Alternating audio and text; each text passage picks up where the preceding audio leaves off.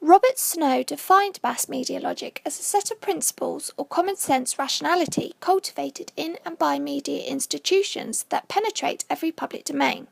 What this means is that media logic refers to the assumptions and processes that the mass media create in order to construct messages within a particular medium. The power of the mass media was exercised by certain strategies and tactics employed by the media that became accepted and seen as natural by the public, therefore highlighting how the media have the ability to shape public consciousness and ideas and conveys how much control the media have.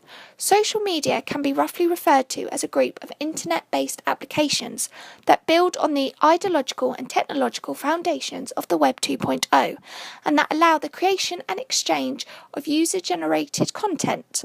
Social media logic is the norms, strategies, mechanisms, economics that underpin the dynamic between mass media, social media platforms, users and social institutions.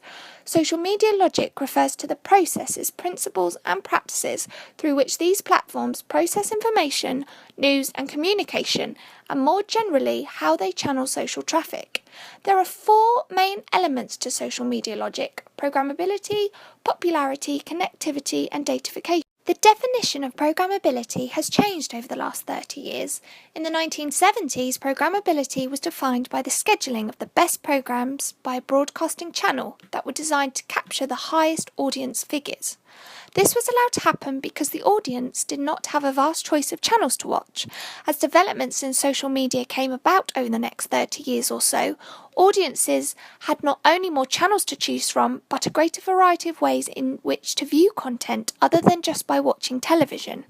Therefore, the definition of programmability has changed and expanded so that now the scheduling of programs can hence be defined as the ability of a social media platform to trigger and steer users' creative or communicative contributions, while users, through their interaction with these coded environments, may in turn influence the flow of communication and information activated by such a platform, meaning that, for example, YouTube can try to steer users to watch videos, but the user can ignore these suggestions.